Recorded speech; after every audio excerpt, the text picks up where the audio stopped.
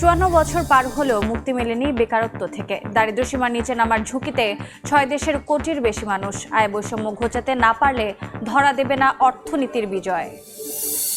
ADP বাস্তবায়নে কচ্ছপ গতি। জুলাই নভেম্বরে ব্যয় নেমেছে 5 বছরের মধ্যে সর্বনিম্নে। বরাদ্দের 5% খরচ করতে পারেনি স্বাস্থ্য শিক্ষা সহ 12 বিভাগ মন্ত্রণালয়। রংপুরে গ্রাহকদের প্রিপেড মিটার লাগাতে বাধ্য করার অভিযোগ। নেসকোর নিয়মে সচল মিটার প্রতিস্থাপনের সুযোগ না থাকলেও কর্তৃপক্ষ মানছে না বলে দাবি ক্ষুব্ধ বাসিন্দারা। বিজয় দিবসের ছুটিতে কক্সবাজার সমুদ্র সৈকতে ভিড় দর্শনার্থীদের। সাগরের নোনা জলে ভাসছেন আনন্দে। সরগরম বেচাকেনা, নিরাপত্তা নিশ্চিতে সজাগ টুরিস্ট পুলিশ। এবং রাশিয়া ইউক্রেন শান্তি চুক্তির সম্ভাবনাকে সামনে রেখে কমছে অপরিশোধিত তেলের দাম। মজুদ বেশি থাকায় নিম্নমুখী গ্যাসোলিন, কয়লা ও প্রাকৃতিক গ্যাস।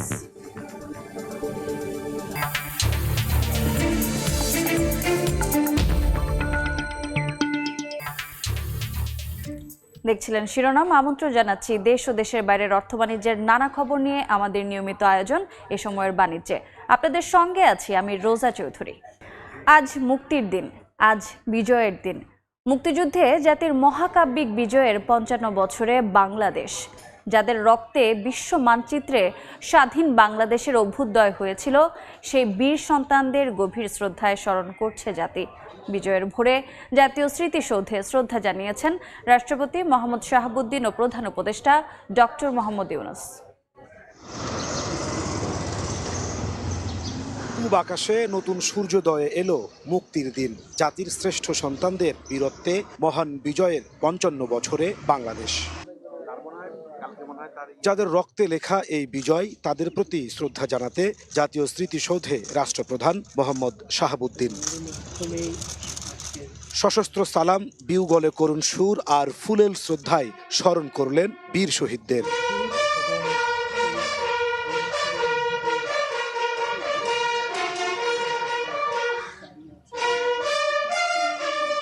পরে শ্রদ্ধা জানান প্রধান উপদেষ্টা ডক্টর মোহাম্মদ ইউনূস। নীরবে দাঁড়িয়ে স্মরণ করেন দেশের জন্য সর্বোচ্চ ত্যাগ স্বীকারকারীদের। এ সময় স্যালুট জানায় সশস্ত্র বাহিনীর একটি চৌকস দল।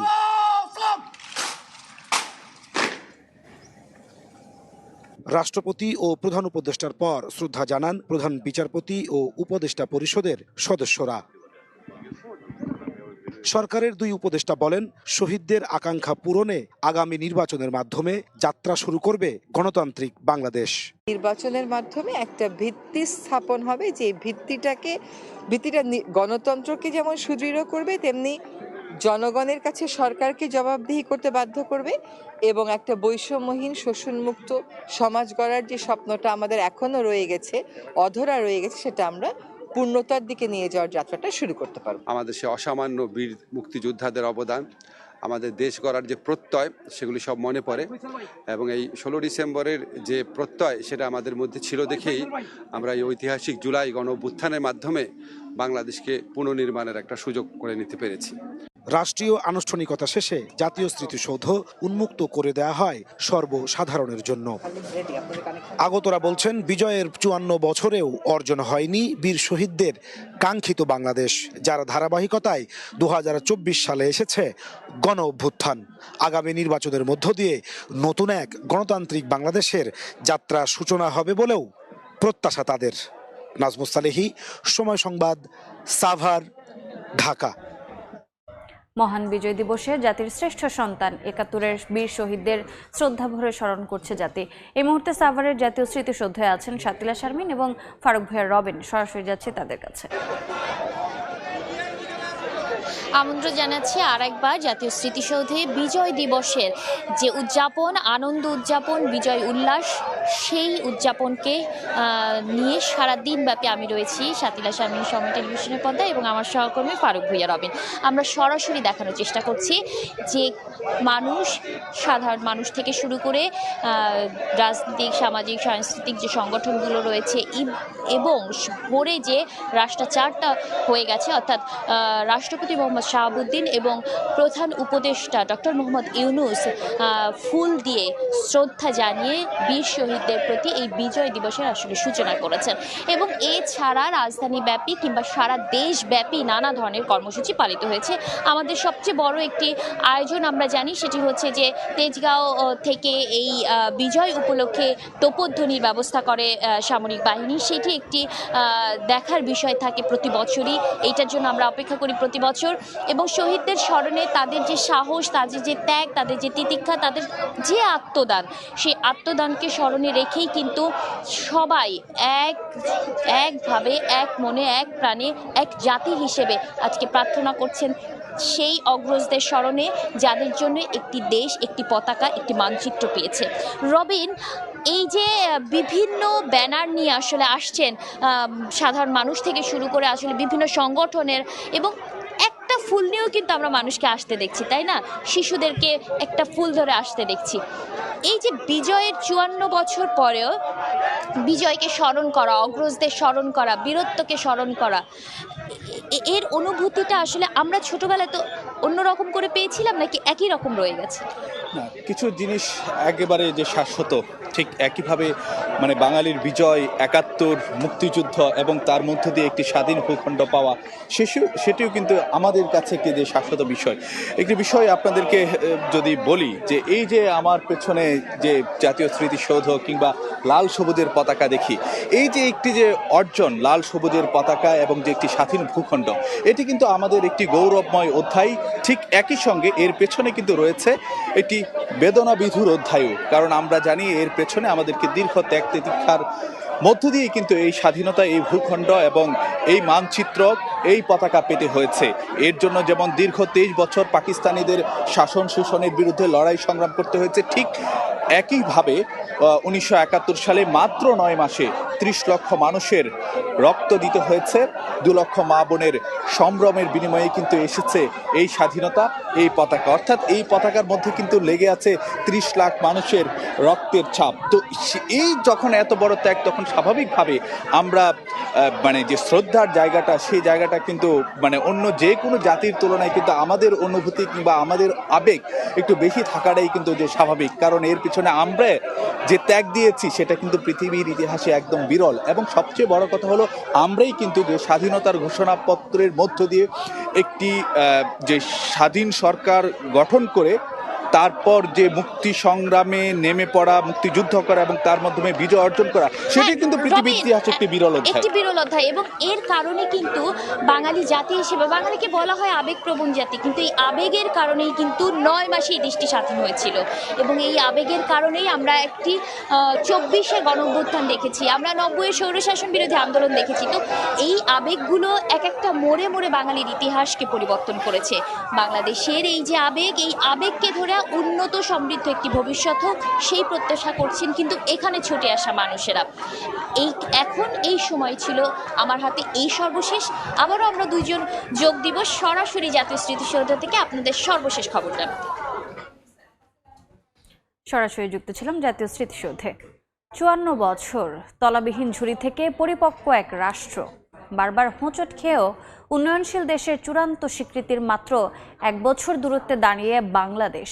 তারপরও বারবার সামনে এসেছে কতটা এসেছে অর্থনীতির বিজয়, যেখানে আয় বৈষম্যের গোলক ধাঁধায় দেশের মোট সম্পদের প্রায় 1/4 বন্দী হয়েছে শীর্ষ 1% ধনীর হাতে। বেকারত্বের কষাঘাতে গেছে অভ্যুত্থান, তবুও প্রশস্ত হয়নি কর্মসংস্থানের সুযোগ। বড় বড় প্রকল্পে বদলে যাচ্ছে কৃষি প্রধান দেশের কৃষির গতি প্রকৃতি। বিশেষজ্ঞরা বলছেন, বেকারত্ব দূর করে আয় বৈষম্য ঘোচাতে না পারলে ধরা দেবে না অর্থনীতির কাঙ্ক্ষিত বিজয়। জিন্নাতারা যশোয়ার রিপোর্ট। একটি ভূখণ্ডের বিজয় আর হাজারো স্বপ্ন, গুটি গুটি পায়ে পার হয়েছে 54 বছর। তবে স্বপ্ন পূরণ হলো কতটা হলো দেশের অর্থনীতির বিজয়? হিসেব কষতে থাকি ইটপাথরের নগরী থেকে। এখানে অট্টালিকার ভিড়ে রোজ মিলিয়ে যায় ছোট ছোট স্বপ্ন, রোজ চলে খোলা আকাশে ঘুড়ি ওড়ানোর যুদ্ধ। তবে মাথার উপরের ছাদটাই যে নড়বড়ে। মানুষ ইনকাম করতে পারে না, তাহলে আমার দোকানে খাইবো কিভাবে? 500 টাকা বাজারে নিয়ে গেলে 3টা বছর নিলে আর কোনো টাকা পয়সা নাই। ঘর ভাড়া দেওয়া কষ্ট, চলাফেরাও কষ্ট। সরকার কাছে চামু কি, সরকার দেয় না তো।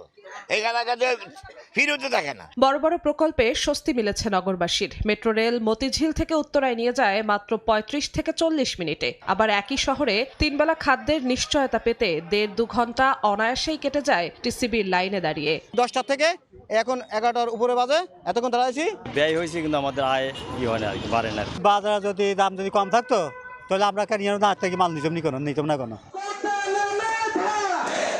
স্বাধীনতার 52 বছরের মাথায় কর্মসংস্থানের নিশ্চয়তার জন্য ঘটে গেছে এক ঐতিহাসিক অভ্যুত্থান। তবুও বেকারত্বের অভিশাপ থেকে বের হতে পারছে না দেশ। আশা করেছিলাম যে এরপরে হয়তোবা এই বেকারদের ভাগ্য উন্নয়নের জন্য পরবর্তীতে কোনো কাজ করা হবে। আমি একটা সাবজেক্টে পড়েছি, আমার পছন্দের সাবজেক্ট নিয়ে পড়াশোনা করেছি, সেই সাবজেক্ট অনুযায়ী আমি জব পাইতেছি না। নভেম্বরে প্রকাশিত হওয়া বিশ্ব ব্যাংকের এক প্রতিবেদন বলছে যে কোনো সময় দারিদ্র্যসীমার নিচে নেমে যাওয়ার ঝুঁকিতে আছে 6 কোটি 20 লাখ মানুষ। 2023 থেকে 2024 সালের মধ্যে 20 লাখ কর্মসংস্থান কমেছে। 2025 সালে আরও 8 লাখ কর্মসংস্থান কমার আশঙ্কা রয়েছে। ডিসেম্বরে প্রকাশিত ওয়ার্ল্ড ইনইকুয়ালিটি রিপোর্ট 2026-এর তথ্য, দেশের মোট সম্পদের প্রায় 1/4 রয়েছে সবচেয়ে ধনী 1% মানুষের হাতে। স্বাধীনতার পর অর্থনীতি ঘুরে দাঁড়িয়েছিল যেই কৃষিতে ভর করে ফিরতে চাই সেই তেপান্তরের মাঠে। ঋণের জালে আটকা কৃষকের অভিযোগ পাচ্ছেন না শ্রমের যথাযথ মূল্য। দাম তো তেমন নাই, যে মূল্য বুনছিলাম মূল্যে দাম পেলাম না, মূল্য উঠে ফেলাই দিছি। সরকার যদি সারের দাম কমাই দেয়, বেশি দাম কমাই দেয়, তাহলে আমাদের একটু আসান। ঋণ করে গরু পালতেছি, ক্ষেত থুয়ে দাম পাইলে তো কৃষক চলাচল ভালো চলে। বিশেষজ্ঞরা বলছেন অর্থনীতির কাঙ্ক্ষিত বিজয় অর্জনে ঘোচাতে হবে আয় বৈষম্য, লাগাম টানতে হবে বেকারত্বের। আমাদের যা অর্জন হয়েছে এটা আমি মনে করি যে এটাতে আমাদের গর্বিত হওয়ার অনেক কিছু আছে, বাট একটা অন্তর্ভুক্তিমূলক উন্নয়ন, কর্মসংস্থান, বিনিয়োগ, এইটার সংশ্লেষ করে বাংলাদেশকে সামনের দিকে 21শ শতাব্দীতে এগিয়ে যেতে হবে। সামাজিক খাতে অবশ্য ব্যয় বাড়িয়েছে সরকার, সেখানেও শুভঙ্করের ফাঁকি। বিশ্বব্যাংকের তথ্য, সবচেয়ে দরিদ্র 20% পরিবারের মাত্র অর্ধেক সামাজিক সহায়তা পায়। 54 বছর যে ভূখণ্ডকে তুলনা করা হয়েছিল তলাবিহীন ঝুড়ির সঙ্গে, সেই ভূখণ্ড এখন পরিপক্ক এক রাষ্ট্র। কখনো হোঁচট খেয়েছে, আবার কখনো মাথা তুলে দাঁড়িয়েছে। তবে কোথাও বড় পার্থক্য রয়ে গেছে সুষম বন্টনে। তাই তো বিশেষজ্ঞরা বলছেন বিজয় মানে বৈষম্য দূর করা, বিজয় মানে অর্থনৈতিক স্বাধীনতা নিশ্চিত করা। তাই তো লাল সবুজের প্রতিটি মানুষের একটাই প্রত্যাশা, বিজয় পূর্ণতা পাক বাংলাদেশে। জিন্নাতারা যশোয়া, সময় সংবাদ, ঢাকা। সচল ডিজিটাল মিটার খুলে লাগানো হচ্ছে প্রিপেড মিটার, অথচ নেসকোর নিয়ম অনুযায়ী কোনো সচল মিটার প্রতিস্থাপনের সুযোগ নেই। নানা কৌশলে, নানা অজুহাতে গ্রাহকদের অনেকটা বাধ্য করা হচ্ছে প্রিপেড মিটার প্রতিস্থাপনে।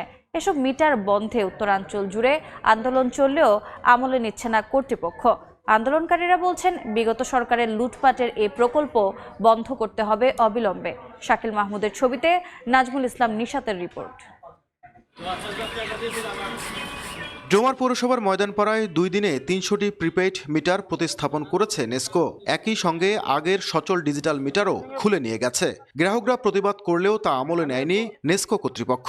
মিটারও আমি টাকা দিয়ে কিনছি এবং এই মিটার লাগাই দিয়ে ওরা জোরপূর্বক ওই মিটার নিয়ে চলে গেছে। আমি তো জানি না, আমি তো কাজে গেছি, বাড়ি আসি দেখেছি মিটার লাগিয়ে দিয়ে গেছে। এই প্রিপেড মিটার কয়েক গুণ বেশি দাম দিয়ে আন্তর্জাতিক বাজার থেকে তারা কিনছে লুটপাটের মাধ্যমে। একই অবস্থা রংপুরেও গ্রাহকদের আপত্তি সত্ত্বেও প্রতিস্থাপন করা হচ্ছে প্রিপেইড মিটার, জানিয়ে তৈরি হয়েছে চরম ক্ষোভ। আন্দোলনেও নামেন গ্রাহকরা। সেই সরকারের আমলে নেওয়া যে প্রকল্প, সেই প্রকল্প এই নতুন দেশে কিভাবে বাস্তবায়িত হয়, উল্টাপাল্টা বুঝাই দিয়ে মিটার লাগাই দিয়ে আসছে, এরপরে বিদ্যুৎ নাই, এখন রিচার্জ করার জন্য কার্ডের দোকান খোঁজো। অথচ বিদ্যুৎ, জ্বালানি ও খনিজ সম্পদ মন্ত্রণালয়ের এক চিঠিতে স্পষ্ট উল্লেখ রয়েছে শুধুমাত্র নষ্ট ও নতুন সংযোগের ক্ষেত্রে প্রিপেইড মিটার স্থাপন করা যাবে। তবে তা আমলে না নিয়ে এসব মিটার স্থাপনে অনেকটা বাধ্য করছে নেসকো। এমনকি বিদ্যুৎ বিলের কাগজেও লিখে দেওয়া হয়েছে মিটার পরিবর্তনের কথা।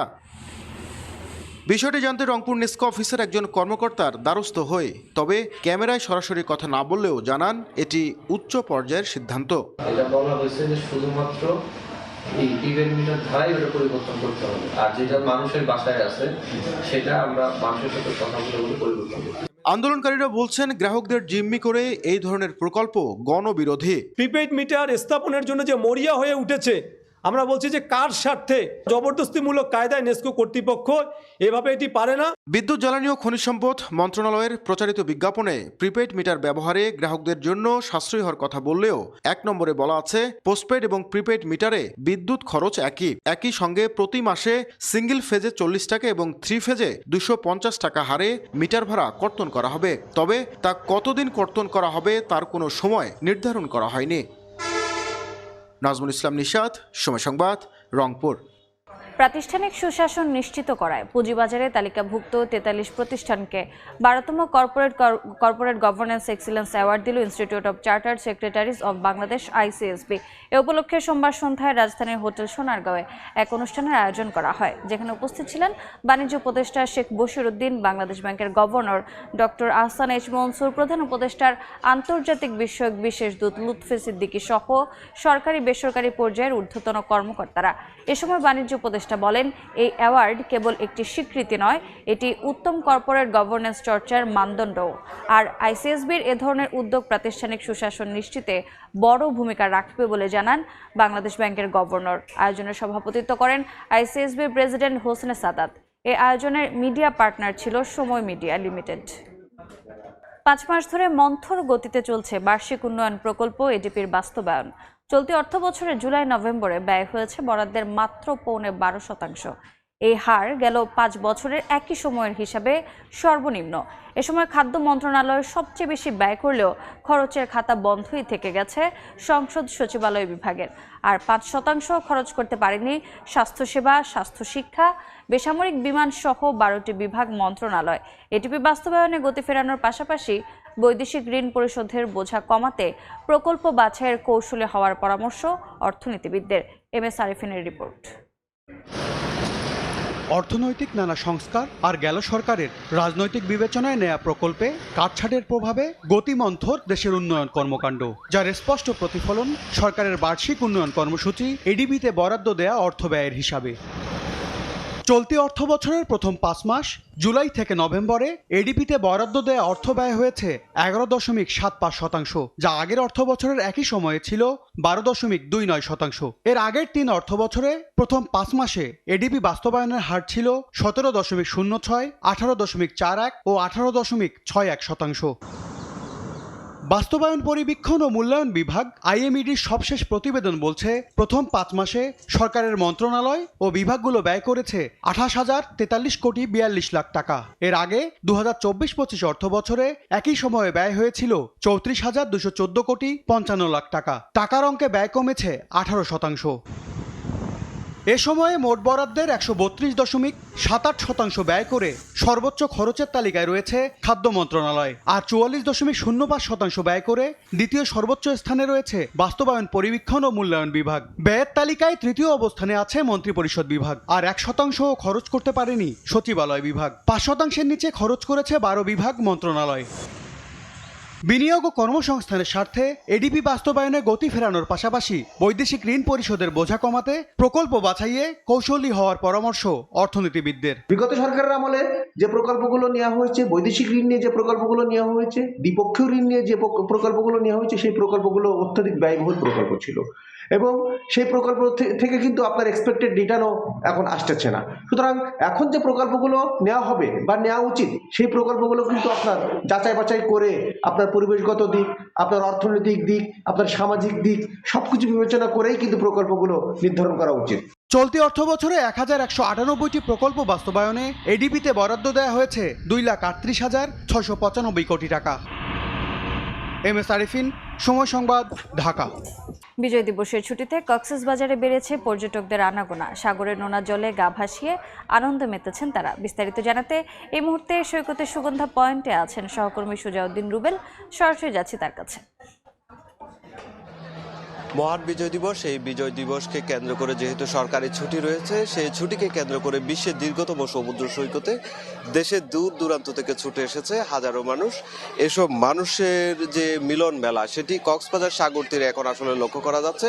এখানে বিজয়ের উৎসবে মেতেছে মানুষজন। আমরা লক্ষ্য করছি সকাল থেকে সমুদ্র সৈকতের যে 3টি পয়েন্ট রয়েছে, লাবণী, সুগন্ধা, কলাতলি, এই 3টি পয়েন্ট দিয়ে পরিবার পরিজন নিয়ে দলে দলে মানুষ নেমে পড়েছেন এবং নেমে পড়ে এখন যেহেতু শীত মৌসুম, সাগর অনেকটাই শান্ত, রৌদ্র উজ্জ্বল আবহাওয়া, সবকিছু মিলিয়ে কিন্তু মানুষজন সমুদ্র স্নানে মেতে রয়েছে। অনেকে ফুটবল নিয়ে খেলছে, আবার অনেকে টিউবে গা ভাসিয়েছেন, আবার অনেকে দেখছি ঢেউয়ের সঙ্গে ধোলা কাচ্ছে। এভাবেই কিন্তু তাদের যে আনন্দঘন মুহূর্তগুলো তারা কাটাচ্ছেন। আমরা দেখেছি কয়েকটি পয়েন্ট দিয়ে এখানে আসলে জাতীয় পতাকা হাতে অনেকে এসেছেন পর্যটকরা, তারা বিজয়ের উৎসব উদযাপন করার জন্য তারা এখানে এসেছেন সেটি বলছেন। আবার অনেকে আমরা দেখছি দল বেঁধে এসেছেন, তারা ছবি তুলছেন। আবার অনেকেই যে জেটস্কি রয়েছে সে জেটস্কি যুগে গভীর সাগরে ঘুরে বেড়াচ্ছে। এভাবেই কিন্তু প্রিয় মুহূর্তগুলো আবার ক্যামেরা ফ্রেমে বন্দি করছেন আগত পর্যটকরা। আবার পরিবারের ছোট সদস্যদেরকে নিয়েও এসে কিন্তু মহান বিজয় দিবস কি জিনিস সেই পরিবারের বড় সদস্যরাও কিন্তু সেটি বোঝাচ্ছেন, আমরা সেটি লক্ষ্য করেছি। আর যেহেতু বিপুল সংখ্যক পর্যটক এসেছে সেই ক্ষেত্রে আমরা লক্ষ্য করছি এখানে যে পর্যটন ব্যবসা রয়েছে সৈকত পাড়ে, সেই সৈকত পাড়ে ব্যবসাও কিন্তু চাঙ্গা হয়ে উঠেছে। বিশেষ করে যে হোটেল মুটেল, 5 শতাধিক হোটেল মুটেল, সব হোটেলেই কিন্তু এখন অনেকটাই যে শতভাগ ভরপুর সেটি আমরা তারাকামানা হোটেলগুলো সেটি জানতে পেরেছি। পাশাপাশি এখানে শামুক ঝিনুকের যে দোকানগুলো রয়েছে সেখানে আসলে ভিড় লক্ষ্য করেছি। সকাল থেকে আমরা যখন বালিয়ার দিকে আসছিলাম তখন সৈকত পাড়ে যে শামুক ঝিনুক থেকে শুরু করে বার্বিস পণ্যের দোকানগুলো রয়েছে সেখানে মানুষজন ভিড় করছে এবং কেনাকাটা করছে সেটি লক্ষ্য করেছে। আবার সমুদ্র সৈকতের যে ফটোগ্রাফার রয়েছে সহস্রাধিক, আবার অনেকেই বিচ বাইক রয়েছে, আবার যে টিউব ব্যবসায়ী রয়েছে, কিটকট ব্যবসায়ী রয়েছে, সবাই কিন্তু বলছে যে কাঙ্ক্ষিত পর্যটক এখন 16ই ডিসেম্বর যে ছুটির দিনে আসলে আসার কথা সেই কাঙ্ক্ষিত পর্যটক এসেছে এবং কাঙ্ক্ষিত পর্যটক আসাতে তাদের যে ব্যবসা বাণিজ্য সেটি ভালো হচ্ছে। অন্যদিকে যে বিপুল সংখ্যক পর্যটকের আগমনকে কেন্দ্র করে কিন্তু যে ট্যুরিস্ট পুলিশ থেকে শুরু করে লাইফগার্ড কর্মী এবং জেলা প্রশাসনের নির্বাহী ম্যাজিস্ট্রেট সব দিকে আসলে নজরদারি বাড়িয়েছে। তারা চেষ্টা করছেন যাতে পর্যটকদের কোনো ধরনের হয়রানি কিংবা কোনো ধরনের সমস্যা না পড়েন। তো এই ছিল আমার কাছে সৈকত থেকে সবশেষ। সরাসরি যুক্ত ছিলাম কক্সবাজার। মহান বিজয় দিবস উপলক্ষে জাতীয় প্যারেড গ্রাউন্ডে অনুষ্ঠিত হচ্ছে প্যারাশুটিং। অংশ নিচ্ছেন সেনা, নৌ ও বিমান বাহিনীর 54 জন। সর্বাধিক পতাকা হাতে প্যারাশুটিংয়ে বিশ্ব রেকর্ড গড়ার লক্ষ্য নেওয়া হয়েছে এই আয়োজনে। এই মুহূর্তে প্যারেড গ্রাউন্ডে আছেন সহকর্মী নাজমুস সালেহী, সরাসরি যাচ্ছি তার কাছে। ইতিমধ্যে শুরু হয়েছে প্যারেড গ্রাউন্ডে বাংলাদেশের সশস্ত্র বাহিনীর সমন্বিত কসরত। ইতিমধ্যে এখানে উপস্থিত হয়েছেন প্রধান উপদেষ্টা ডক্টর মোহাম্মদ ইউনূস, 3 বাহিনীর প্রধান, রাষ্ট্রের গণ্যমান্য ব্যক্তি, গুরুত্বপূর্ণ ব্যক্তি ছাড়াও সমস্ত উপদেষ্টারা। তাদেরকে সামনে রেখেই ডক্টর মোহাম্মদ ইউনূস যখন এখানে প্রবেশ করেন তাকে স্বাগত জানানো হয়। এরপরে বেজে উঠে জাতীয় সঙ্গীত। এরপরে আসলে একের পর এক বাংলাদেশ নৌবাহিনী, সেনাবাহিনী এবং বিমান বাহিনীর সমন্বয়ে বৈমানিকগণ তাদের যে কসরত তা আসলে এখানে তারা দেখিয়েছেন। আকাশপথে কিভাবে তারা নিরাপদ রাখছেন বাংলাদেশের সীমানা, পাশাপাশি হচ্ছে নদীমাতৃক বাংলাদেশের কোস্টাল এরিয়ায় কিভাবে বিপদে পড়লে মানুষকে উদ্ধার করে নিয়ে আসা যায় এবং কিভাবে এই নদীমাতৃক বাংলাদেশের মৎস্য সম্পদকে আসলে নিরাপদে রাখা যায় সেই জায়গাটি কিভাবে তারা কন্ট্রোল করছেন সেরকম কসরত তারা ইতিমধ্যে এখানে ফ্লাইং করে দেখিয়েছেন। আমরা জানি যে কুর্মিটোলা থেকে ইতিমধ্যেই একটি বিমানে করে কসরতে করে রওনা দিয়েছেন প্যারাট্রুপার, যারা একটু পরে এখানে আসলে ল্যান্ড করবেন এবং তাদের সেই গ্রুপে আছেন অন্যতম একজন বিডার চেয়ারম্যান চৌধুরী আশিক ইবনে হারুন, যিনি আসলে সম্প্রতি সন্ত্রাসীদের গুলিতে আহত হওয়া জুলাই ইনকলাব মঞ্চের মুখপাত্র শরীফ ওসমান হাদির ছবি সম্বলিত হেলমেট পরে তিনি আসলে সেখান থেকে প্যারাট্রুপিং করবেন, জাম্প করবেন।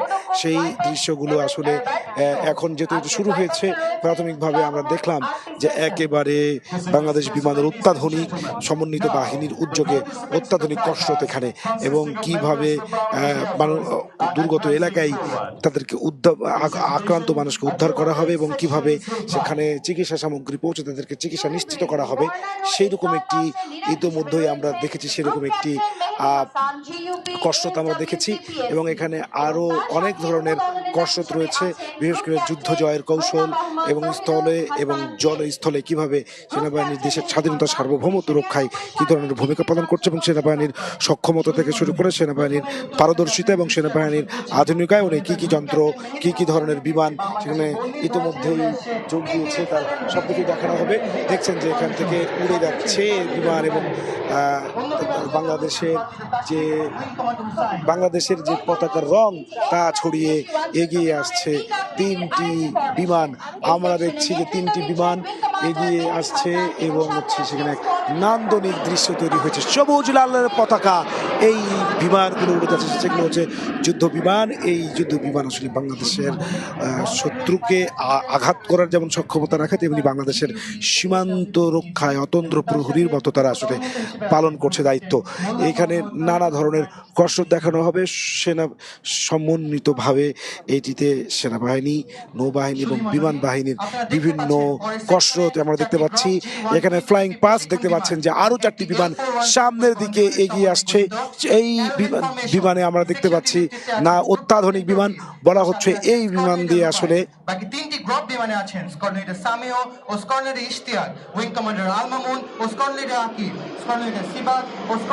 একেবারে মাথার উপর দিয়ে 1, 2, 3, 2, 5টি বিমান উড়ে যাচ্ছে মাথার উপর দিয়ে। আসলে বাংলাদেশের সেনাবাহিনী এবং বাংলাদেশের সমন্বিত সশস্ত্র বাহিনীর যে সক্ষমতা, সেই সক্ষমতা প্রদর্শন হচ্ছে। রাষ্ট্রের গুরুত্বপূর্ণ ব্যক্তিরা এখানে উপস্থিত আছেন প্রধান উপদেষ্টা ডক্টর মোহাম্মদ ইউনূস। জাতীয় প্যারেড গ্রাউন্ডে এই বিজয়ের দিনে আসলে আজকে যে অন্যরকম দৃশ্য এখানে অবতারণা হয়েছে। একেবারে উড়ে যাচ্ছে বিমান এবং বাংলাদেশের সশস্ত্র বাহিনীর সক্ষমতা এবং আকাশপথে যে সীমান্ত তাকে রক্ষার জন্য সেনাবাহিনীর সক্ষমতা প্রদর্শনের পাশাপাশি তারা নানাভাবে আসলে এখানে কসরত প্রদর্শন করছেন। দেখছেন যে পতাকা, বাংলাদেশের পতাকা ঝুলিয়ে উড়ে আসছে 54 জন প্যারাট্রুপারদের একটি দল এবং যেটি আসলে ফ্লাইং করেছিল, সে এক নান্দনিক দৃশ্য, এক মোহনীয় দৃশ্য আসলে এখানে তৈরি হয়েছে। বাংলাদেশের পতাকা ঝুলিয়ে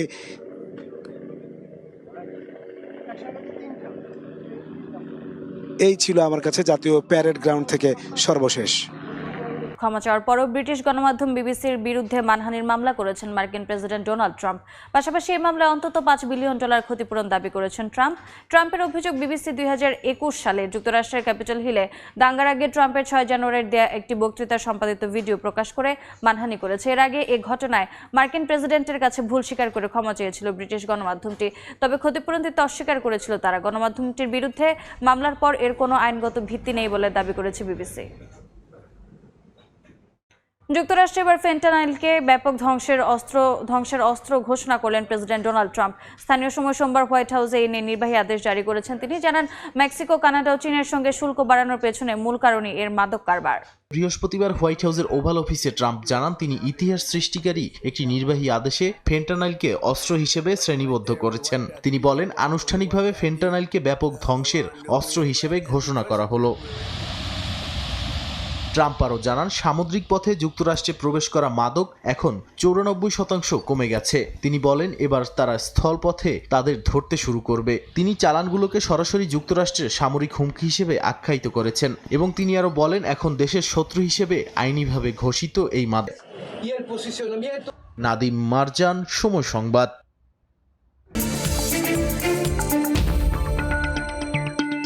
এ ছিল এ সময়ের বাণিজ্যে।